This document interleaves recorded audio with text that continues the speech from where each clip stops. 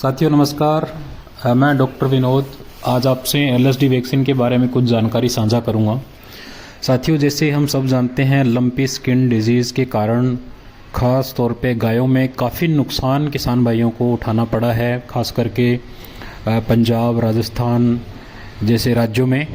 तो इस बीमारी से बचाने के लिए जो एलएसडी की वैक्सीन है वो हमें अभी मार्च में करवा लेनी चाहिए। ये सीज़न अभी जो चल रहा है लंपी स्किन डिजीज़ के अगेंस्ट वैक्सीनेशन का सीज़न चल रहा है। साथियों, लंपी स्किन डिजीज़ की जो वैक्सीन है वो लाइव एटीन्यूएटेड वैक्सीन है, मतलब इसमें वायरस है जो जिंदा लेकिन निष्क्रिय वायरस रहता है।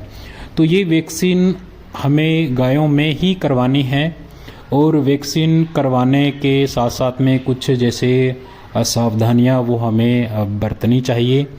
तो ये जो लाइव वैक्सीन है इसमें हमें कोल्ड चेन को मेंटेन करना चाहिए। अगर हम कोल्ड चेन को मेंटेन नहीं करेंगे तो ये लाइव वैक्सीन काम नहीं करेगी। तो कोल्ड चेन को मेंटेन करने के लिए आपको जो आइस पैक्स हैं वो रखने चाहिए और वैक्सीन को स्टोर करने के लिए आपको जो डीप फ्रीजर है उसका इस्तेमाल करना चाहिए।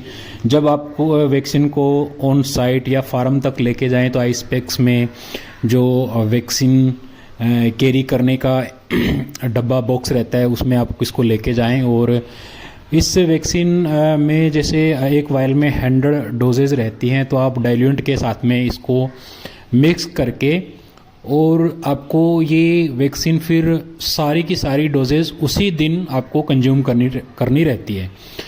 तो इसमें जो डोज रेट रहती है वो गायों के लिए 1 ml प्रिपेयर्ड वैक्सीन की डोज है। और आप 3 से 4 महीने के ऊपर के जितने भी गाय प्रजाति के पशु हैं उन सब में इस वैक्सीन का इस्तेमाल कर सकते हैं और आपको करना चाहिए।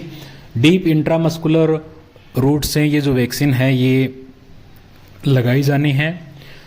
फिर जब आप वैक्सीन लगाते हैं तो इसमें आपको ध्यान रखना है भी कोई एनिमल बीमार न हो, किसी प्रकार का स्ट्रेस न हो। और जो सुबह का टाइम है वो आइडियल है वैक्सीन करने के लिए।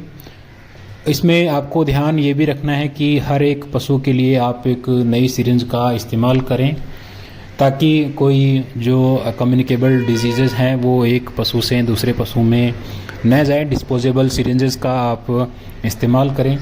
तो साथियों, लंपी स्किन डिजीज़ अभी अगर आप देखेंगे समर के सीज़न में आपको ज़्यादा देखने को मिलती है, क्योंकि ये कैरियर के द्वारा जो वायरस है एक पशु से दूसरे पशु में, एक जगह से दूसरे जगह में फैलाया जा सकता है।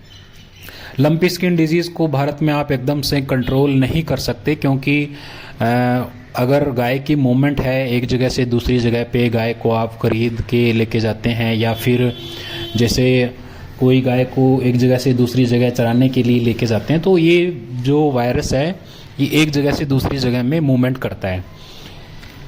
इसके साथ साथ में जो मच्छर मक्खियां हैं वो भी कैरियर का काम करती हैं। एक फार्म से दूसरे फार्म पे, एक घर से दूसरे घर में ये जो वायरस है इसको आसानी से लेके जा सकते हैं।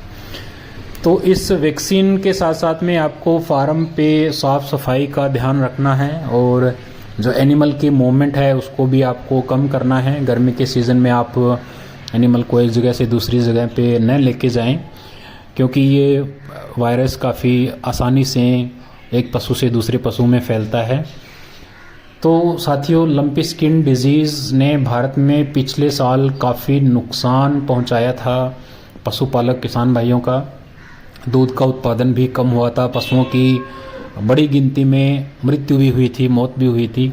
तो इस बीमारी से बचाने के लिए रेगुलर आपको एलएसडी लाइव जो वैक्सीन है उसका रेगुलर आपको वैक्सीन इसकी करवानी चाहिए।